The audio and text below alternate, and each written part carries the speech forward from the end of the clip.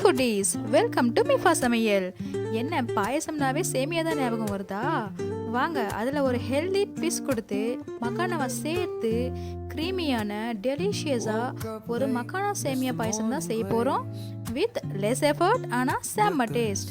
அதுக்கு ரெண்டே ஸ்டெப் தான். ஒன்று மக்கானா பவுடர், அதுக்கு ஒரு பேனில் கொஞ்சமாக நெய் சேர்த்து பாதாம் ஒரு கப் அப்படி இல்லைன்னா ஹாஃப் கப் போட்டு அதில் ஃப்ரை பண்ணி அது கூடவே அதே கீழே இல்லை வேறு பேனில் கூட நீங்கள் செஞ்சுக்கலாம். அதில் 2 ஏலக்காய் போடணும்.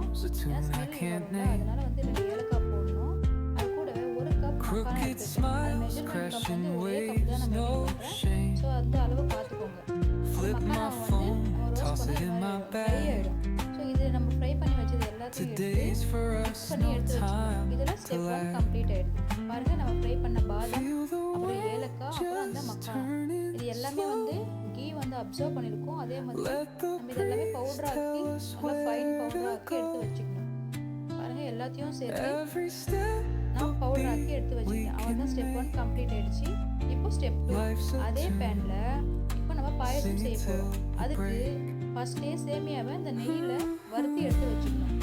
அதுக்காக அதே மெஷர்மெண்ட் கப்பில் ஒரு கப் சேமியா வந்து அந்த நெய்யில் போட்டு நல்லா ரோஸ்ட் பண்ணி வறுத்து எடுத்து வச்சுக்கணும். ஓகேவா? இப்போ கொஞ்சம் கலர் மாறின ஒன்று எடுத்து வச்சுக்கணும். அதுலேயே வந்து அந்த கப்பில் 3 கப் பால் ஊற்றி, அதில் பசும்பால் இருந்துச்சுன்னா ரொம்ப பெட்டர். ஸோ 3 கப் பால் ஊற்றி அது நல்லா கொதி வரும். அந்த கொதி வந்தோடனே நம்ம மாவில் பாயசம் எப்படி செய்வோம்? பால் வந்து கொதிச்சு வரப்போ சேமியாவை போட்டு அது வெந்த உடனே அப்புறமா நம்ம சுகர் போட்டு இறக்கி வச்சுக்கோம்ல, அதே மாதிரி தான் இதில் வந்து நம்ம மக்கானா ஆட் பண்ண போகிறோம். அவ்வளோதான்.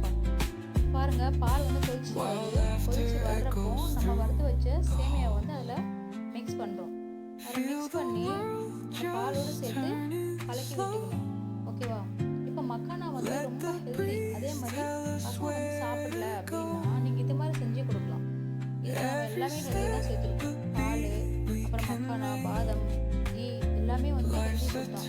இங்கே பாருங்கள், அந்த சேமியா வெந்து இது மாதிரி சுண்டி வந்துருக்கு பாருங்கள். அந்த சைடில் வர்ற எல்லாத்தையும் வந்து நீங்கள் அது கூடவே மிக்ஸ் பண்ணணும். அது வந்து எடுத்துலாம் போட்டக்கூடாது. அது கூடவே மிக்ஸ் பண்ணிங்கன்னா ரொம்ப டேஸ்ட்டாக இருக்கும். இப்போது இந்த டைமில் சேமியா வெந்துருச்சு. இப்போ வந்து நம்ம அரைச்சி வச்ச அந்த மக்கானா மிக்ஸை வந்து ஆட் பண்ணுறோம். அது பவுடர் வந்து நம்ம அப்படியே கூட ஆட் பண்ணலாம். அப்படி இல்லை, நீங்கள் பிகினராக இருக்கீங்க அப்படின்னா நீங்கள் என்ன பண்ணுறீங்க, கொஞ்சமாக தண்ணியில் ஒரு ஹாஃப் கப் தண்ணியில் வந்து அந்த மக்கானா பவுடர் மிக்ஸ் பண்ணிக்கிட்டு இதில் ஆட் பண்ணிக்கலாம். நான் வந்து அப்படியே இங்கே பாருங்கள், ஹேண்ட் விஸ்க்கு வச்சு நம்ம இது மாதிரி பீட் பண்ணிகிட்டே இருந்திங்கன்னா அந்த லம்ஸ்லாம் போயிடும். இப்போ பாருங்கள், சுற்றி வந்து ஒரு இது ஃபார்ம் ஆகிருக்குல்ல, அது எல்லாத்தையும் வந்து நம்ம அதிலே மிக்ஸ் பண்ணி கலந்து விட்டுக்கணும். இது கொஞ்சம் திக்காக மாறிடுச்சு பாருங்கள் அந்த மிக்ஸ் சேர்த்த உடனே. அதனால நான் என்ன பண்ணுறேன் அப்படின்னா, பாயசம்னால கொஞ்சம் தண்ணி கன்சிஸ்டன்சி இருக்கணும். ஸோ அதனால் நான் கொஞ்சமாக ஒரு கப் தண்ணி வந்து ஊற்றி இந்த விஸ்கிலே வந்து நான் வந்து அதை மிக்ஸ் பண்ணுறேன்.